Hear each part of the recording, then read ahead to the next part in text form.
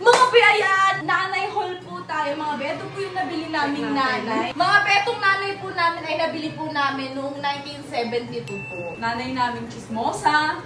Ayun nga lang. Sabi naman. Wala! Bawal magsalita. Bawal ka mag-react. Tago ka! Tago naman mo sabi niyo.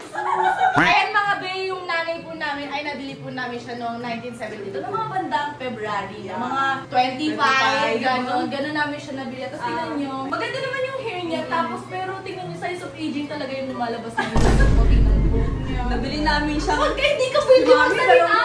Mga be, alam mo ba yung ito nabili po namin na nanay namin, mga be? Maganda naman siya. Tingnan nyo. Medyo may pagkapilingera nga lang to. Tapos tingnan nyo mga be. Parang ang pretty tingnan, no? Pero nakinan dyan yan. Parang may 10 anak yan, mga be.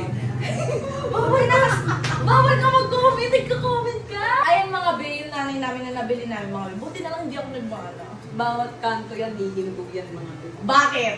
Chismis! Ayun talaga yung pinaka-freebie dito sa nanay namin, mga be, na talagang automatic, mga be, kada kanto hihintuan niya para sumagap ng chismis.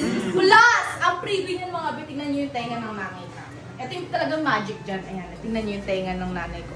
Akala niyo ganyan kalit lang yun, pero sagap buong worldwide. Sagap na sagap yung mga chismis.